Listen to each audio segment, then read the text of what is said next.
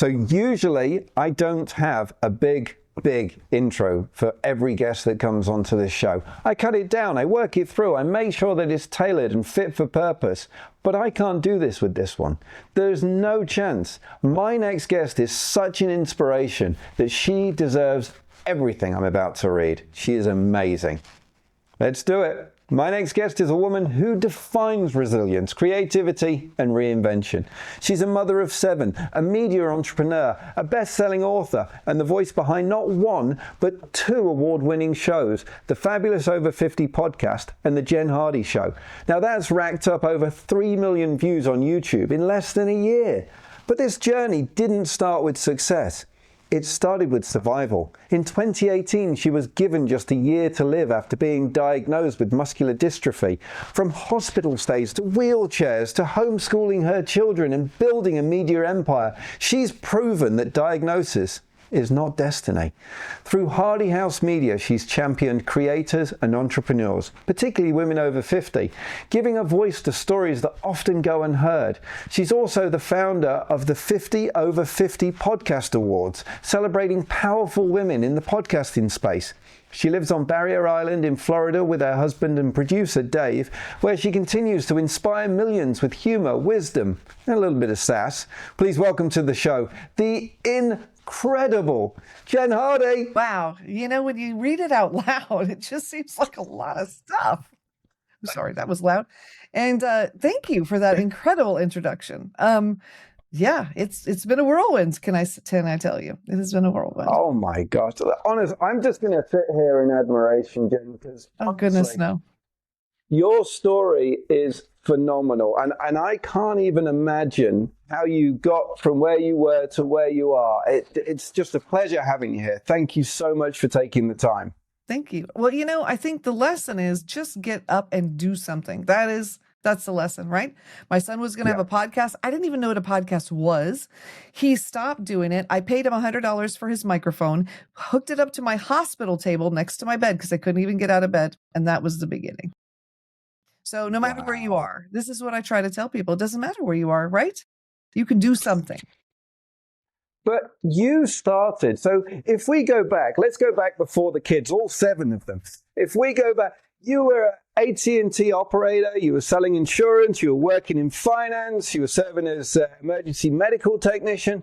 Did you ever think, without the illness, that this was your career path and what you wanted to do? So first of all, kudos to you because no one has done all that research. That's incredible. I have done all those things.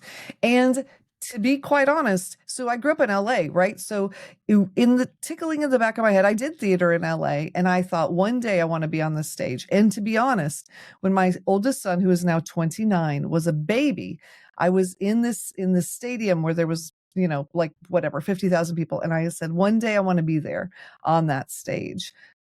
But then lost that, figured it was never going to happen. And apparently it is.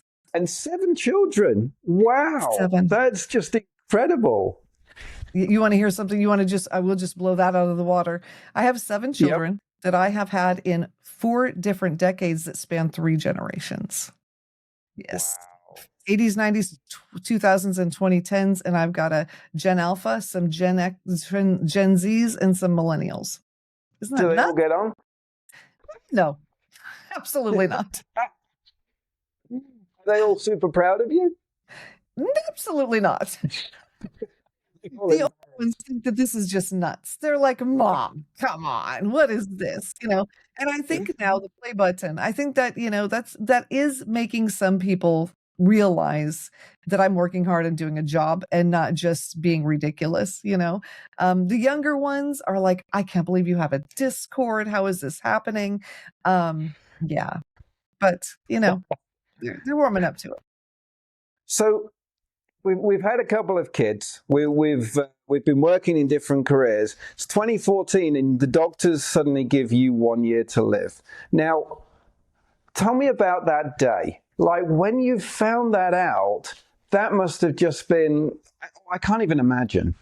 Right. So, okay. So I have to correct you a little bit. So I got really sick in 2014. I got the diagnosis or the prognosis in 2018. But in 2014, I spent 6 different week-long stays in hospital and had 20 day-long IV infusions. So, I mean, it was nuts. And I had a 2 and a 4-year-old and 5 teenagers. Can you imagine? And I couldn't get out of bed. I was in a wheelchair, could not walk. It was a lot. And then it just kind of got progressively worse. And then in 2018, that day it was all full, because within a couple of days, I went to my family practice doctor, who said, we're just going to give you some pain medicine, make you comfortable. And then I went to my pulmonologist, and she said, because my diaphragm, that muscle that keeps you breathing, was working at 20%. Okay. And this is a progressive disease. It doesn't get better. And she said, eventually you're going to need to we're going to give you a trach, that hole in your neck where you talk, like the cigarette commercial people. And if you're living with that, God help you. I don't make fun. It's a thing. And then she said, you'll just have a backpack and it'll breathe for you and you'll be fine. I've got people that go skiing with that. And I'm thinking, no. I've got children at home. I cannot live with that, And so really, it had been a struggle. It had been a struggle. And so I thought, well, if I'm going to go, I'm going to have my children, my younger children, my older kids are they're all on their own doing their thing and being successful, thank God. And I thought, I'm going to move them somewhere that makes them happy. Let's live on an island that if I'm gone, they're not going to care. They've got the beach, they've got whatever. I mean, they care, but you know what I mean? And turns out moving here was incredibly good for me too, because I'm still here. How were your kids because you must have been given that, at that time, moving to an island, but you've been given a year to live. That must have been hard for your family to say. I know we say you moved to an island and it was great for them, but that must have been so hard for them to be like, I'm going to lose my mother. So I didn't tell anyone. I didn't even tell my husband. I didn't tell anyone. Wow. You just said we're going to move to the island. I just said, we're going to go. Yep. My husband and I came to Florida. We came on a vacation, the first one we'd have ever had for our 10th anniversary. And he said, we need to save money to come back here next year. And I said, no. We're going to save money to move here next year. And within 11 months, we lived here. And but I didn't tell anyone. I just kept it. Wow. Yeah. Jeepers, that must have been hard for you to keep bottled up, knowing Well, in 2014, you weren't wrong. I needed a major surgery. They didn't think I'd live through that. I did live through that. And then I just kept going like the Energizer Bunny. And so they knew it was touch and go back then. But they never realized. In fact, it wasn't until I just made this video talking about it and my kids saw it that they found out. But that's what I have been told. Yeah. But I've outlived it, so it's okay. You did. You went from wheelchair, walker, cane, and now you're not using anything? I'm not using anything. No, in fact, no. When we moved here in 2019, I was using alternately a cane and a walker. And then I just went to see my daughter in Germany last month, and she wanted to take me to a football game, and she said, I wanted to go to the football game. She said, no, you can't go. You have to walk uphill a mile. And I said, no, I'm going to go. And she said, Mom, you don't understand. You have to walk uphill a mile. And I did it, Dave. I did it. I did not bring a cane. I didn't do anything. We took a couple breaks, but I walked uphill. We went to the game. I walked downhill, and I did it. I think because I wanted her to know, things that I think COVID messed up some relationships. Can I just say, it messed up some things in people's head, and all of us, I think, got a little during that. And our relationship was kind of funky. And I said, no, whatever you do that you like to do, I want to do that thing and get to know you better. And so I did. Do you think it is that's made you get better? Like, I know you moved to the island and that's a different lifestyle, but what is it that suddenly, I know you've got drive and I'm guessing that that's a huge part of it, but what is it that's changed? So honestly, my muscles are not any better. In fact, they're progressively getting worse. So I don't know. Honestly, at this point, it's just a sheer miracle, because in 2018, my orthopedist said I should be strapped in a wheelchair. I shouldn't even be able to sit in a chair, let alone stand up. So this is just at this point sheer willpower. At some point, Dave, I think it will run out.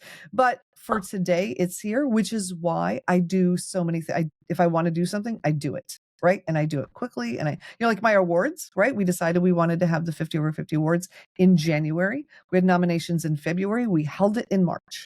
Because, we don't know. You don't know. But that just shows you how people could actually get things done, let alone having a clock Yeah. ticking for them. That put your mind to it and just put dates and let's do it. Let's just do it. Exactly. Let's just get it done. And it drives me crazy. People say, "Oh, I've been wanting to do this thing for a couple of years." No, but if you wanted to do it, wouldn't you do it though? Just do it. I have to say, I am a recovering perfectionist. And so my new mantra is done is the new perfect. So for those listening or watching who think, well, I can't do it because it's not right, it's never going to be right. You just have to do things. I think that's I totally part agree. of the secret right there, is to Yes. accept imperfection. Out of the flame rises the phoenix, right? That's, you've took it from that and you've risen from that, and other people can too. They can. Absolutely they can. I don't think I'm special. I think I just do. I think that's the only difference. Yeah. I think you're very special. I disagree. I think you've got such a mindset that has helped you to achieve. A lot of people go down a different avenue when these things hit them, and it's hard, and they break down, and possibly their mental health suffers. You seem to have gone in a different way and got stronger throughout the process. And I'm sure it's not been that simple. It is not. But I will tell you something that we do in my house that may help somebody. So, because bad things happen, right? Rough things happen. And, I feel like in our culture, you're just supposed to brush yourself off and keep going, right? Rub some dirt on it and just keep going. And I don't think that's fair. And so we kind of, we've had a lot of death in our family and a lot of things. And, we've looked around at other cultures and say, like the Jewish culture, they have 7 days, right? They sit Shiva, they get to grieve. And I thought, oh my gosh, we don't. We don't. So we are going to allow ourselves time. So we have pity parties in our house. So Dave, if you had a really bad day or something bad happens, we set a timer, 5 or 10 minutes. Seems like a short time, but you're allowed to jump up and down and scream and yell and cry and moan about that thing and just say it over and over and all the things like you were too. And it's incredible. Sometimes you don't even need that much time because you get it out. We need to get it out. And then you can move on. But, because we shove everything, right? And it just stays in there. And I think it stifles us. And so we allow each other to have that time. But then once the timer's over, you're done. You can't live in it. That's it. Sorry. No more pity party. No. Now maybe tomorrow you need another one. We can handle that. But for now, yeah, it's over. You're going to move on. Is it one a day? You can't have 2 in the day. You can't have 2. No. Just, Yeah. So you got your $100 microphone, and then you started the podcast, and that was the Over 50s podcast. That was actually, so it started as the Sick Mom's Guide. So I had a blog called Chronically Positive Mom, and that was the podcast in the beginning. So it was for moms with chronic illness because that's what I knew, right? Yeah. But then I would introduce myself as, hey, I'm Jen Hardy. I have 7 children and multiple chronic illnesses. I mean, I did that for like 5 years. And finally, I thought, I listened to someone else who had a depressing topic and I thought, oh, that's awful. That's her introduction. I thought, oh God, that's my introduction. I need to change it. And so I looked around and said, who is an underserved group where we can have fun, right? We need to have fun. I looked around and it was women over 50. And my mom said, Dave, that glitter is the herpes of the craft world because it never goes away.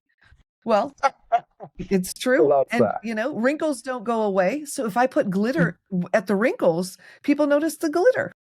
So instead of being the old lady out in the creator world, I'm the glittery lady. And I much prefer glittery lady. I'll represent people of a certain age, but I don't like being called the old lady. So I like the glitter. I love your glitter microphone. I think that's fantastic. Oh, thank you. It's a lot. It is a lot. So that started to garnish attention and started to build up in popularity.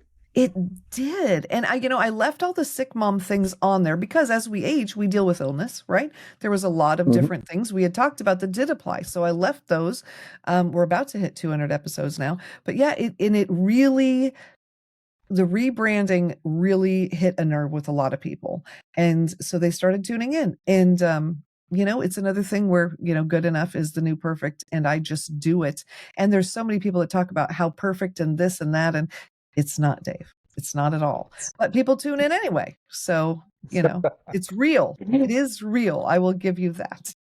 I loved one of your topics, which, and you said it on another podcast that I saw, is you talk about menopause and you talk about how no one educates you as to what menopause is. They teach you about puberty and what we do in school and how we learn that. But when, different phases in our life, there's no one to teach us these other things. And for women, it's menopause, and for men, it's testosterone depletion and stuff like that. But you're giving the message and giving the education.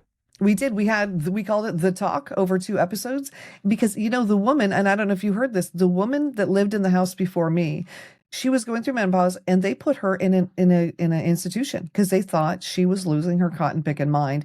And then they realized, oh, it's just menopause, and brought her home. And when I heard that story, that's when I realized, oh no, we need to start talking about this. So I brought somebody on. She talked about the 36 symptoms of menopause. Somebody else told me there's over 100. I don't know, but the 36 main ones. And over the course of 2 episodes, we just have an honest talk about it because, it's important. And I think men need to know what women are going through too, right? So men can tune in and they can listen and think, is this just my wife? Is this normal? Because we don't talk out loud about these things, I think there's a whole spot. So my wife's not going through menopause yet, but she's over 40. So, the clock's ticking. And I'd love to be able to know what to expect, what signs to look out for, and what I can do to not just be there and be that guy, but to be empathetic and to be understanding and to be able to say, oh, I get it. I get what you're going through. Just because I've heard it, I can't feel and understand, but I've been told this is the best way. You know what we're going to do, Dave? I'm going to do an episode for the husbands. That's what we're going to do. Let's love do that. Maybe you and I will talk together. We need to talk to we'll talk to some people pre and talk to maybe a man post and talk about all the things. Maybe my husband, because boy, he'll be honest. There was a lot, there was a lot, to go through. There was. And, I think men need to know. It's like, Martha Stewart was on the cover of Sports Illustrated recently, over 80, and she looked like she was 16 because she was so airbrushed. And I think it's not fair for other women because then their husbands look at them and they go, oh God, why do you look like that? Martha Stewart's over 80 and she looks like, no, she does not. She does not. Even post-surgery, she does not. It's airbrushing. And, so I think having these honest conversations is so important just for everyone's peace of mind, Yeah. Yes. And to be honest, I'm guaranteed that 9 out of 10 men that you speak to, and they see these women over 80 or whatever age that they are, and they've either had work done or they've been airbrushed. They don't want a fake person who goes through all that. They just want someone who's real and genuine, and they love you for who you are, and they age together with you. So from my perspective, I guess. Well, actually, I did a whole month of interviews with men to find the answer to that question. Do men still find us attractive over a certain age? So I interviewed 4 different men, 1 a week, and they all said what you said. We love our wives. We would not trade them for, and some men do trade them for someone younger. That's a different person. But in general, no, men are very happy with their wives. And the natural thing, like you were saying, they just, because we all have insecurities about what's happening as we get older, men and women. And I think if you get to grow old together, you can kind of, build each other up through it and, and feel better about each other and yourself as you have a partner through it. It does help. I totally agree. I'm the same. Totally love my wife. I told my wife, I said, if you were to die tomorrow, I'm done. Nothing more. I'm happy. I've had my wife, and that's it for me. So that's what I told my husband. Yeah, there's no way I'm starting again. Oh my goodness. Too much hard work. No, that dating pool out there. No.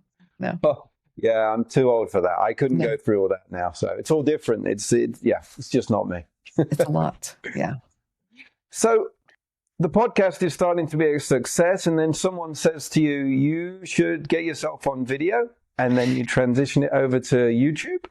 They did. Everybody kept saying, oh, you got to put your podcast on YouTube. And I said, I am a 56-year-old woman. Nobody wants to see me on YouTube.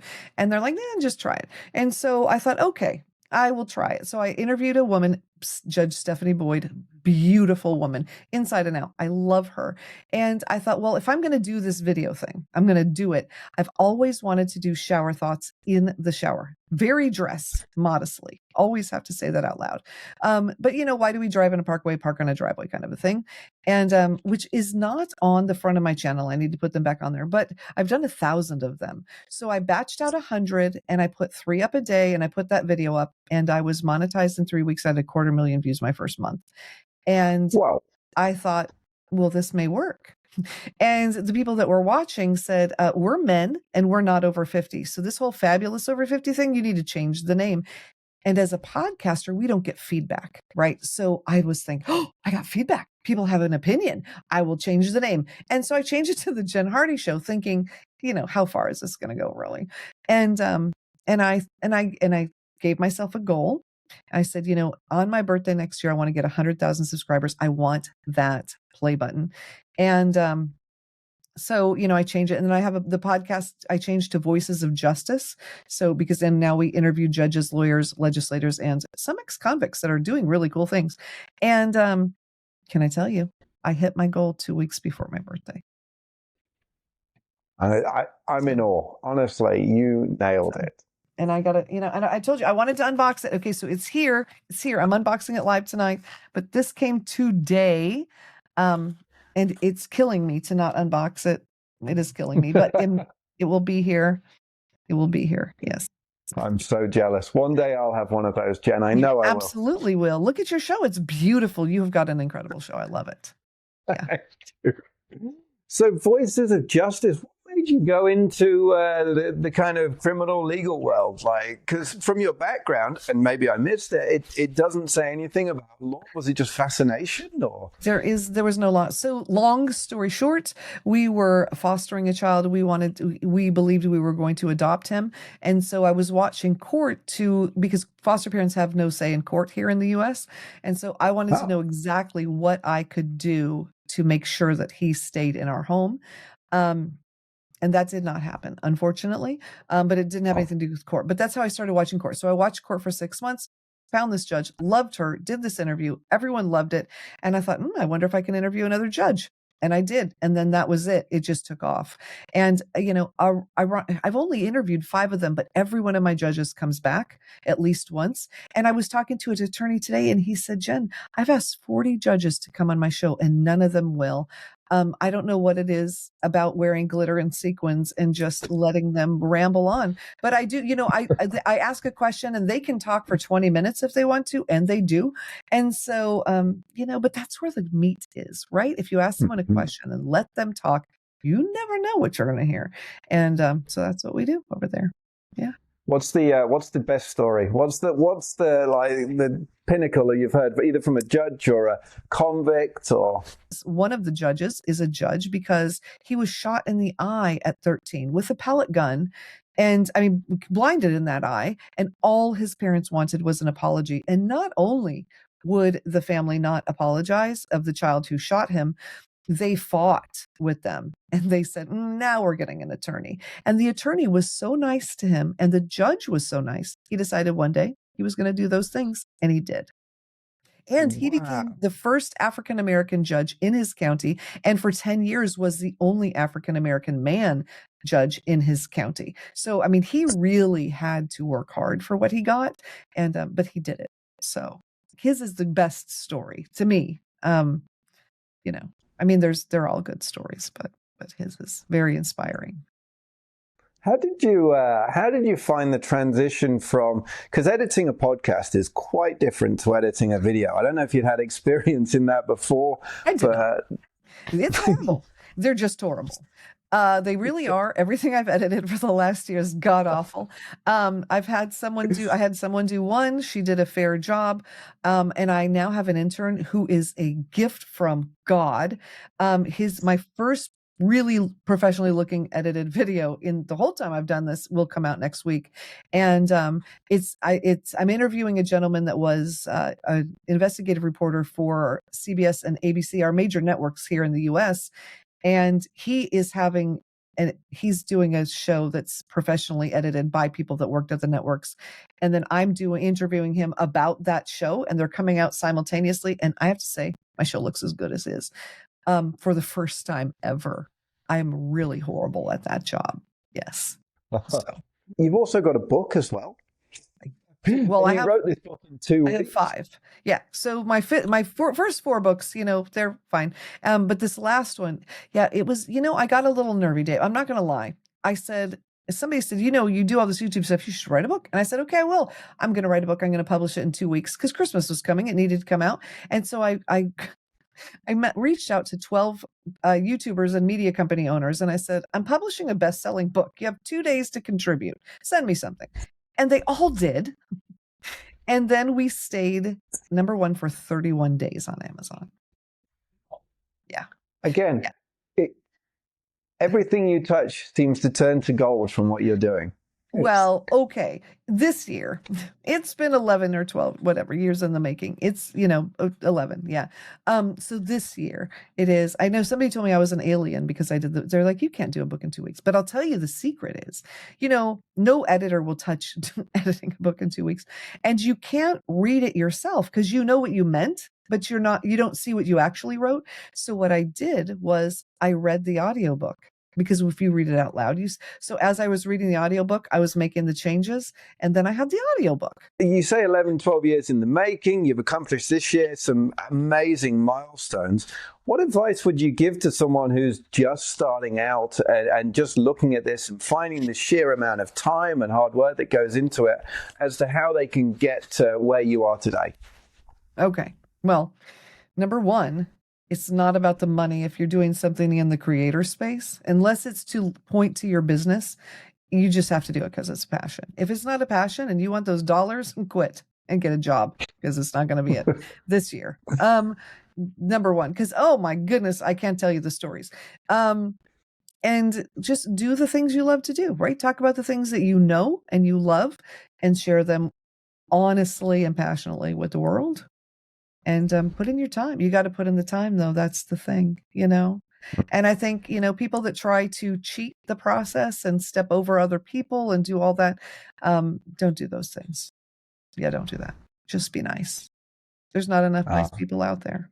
So what's Jen coming up in the future? This year's been so far amazing. You got your 100,000. What's next? So we are putting on a creator conference next year that will culminate in our awards. It is the only women-run creator conference in the U.S., which doesn't matter here nor there. It's for men and women. But it's going to be a little bit, it's going to be completely different than any conference. It's going to be only about 500 people. You have to be a creator for 3 years to come. And we're just going to kind of flip the idea of conference on its head. And also, since I live on an island, you can stay in a hotel at an island. So you can write off something and actually, get something out of it. And then we are doing something called Epic Launch, my new company called Epic Wave, because I'm an 80s girl and everything's epic. We are going to launch YouTube channels in 4 hours. We can launch your channel. And we're going to get people going because, as we talked about before, people, they want to do the things and they get hung up on the details. We're just going to get them out there and get them rocking. And because I wrote the book, and it seems to go well. I've done a boot camp based on the book, and everybody that's gone through it that's given me feedback has doubled their views. And I can't promise that, but that's what's happened. And so that's actually turning into a video course that people can take. So there's the book and then the course, and then I do consulting and I'll start your channel. So we have this whole thing, and then we'll lead into the conference. So, yeah. I will add into that to help that if any of those people do the 4-hour YouTube, give me their name and I will put them on this show, because this show is all creators and building up everyone. So please send them my way. I will give them a spot to promote themselves in their new channel. That would be amazing. That would be amazing. And you've got to come on my show live with me, and we'll promote your channel too. I think that'd be fun. I'd love to. I'd love to. Jen, I can't say how much of a privilege and pleasure it's been talking to you. You are an inspiration. You are amazing. And I very much hope we keep talking in the future. Thank you so much. We absolutely will. And thank you. This has been an honor to be here. I love your show. It's amazing.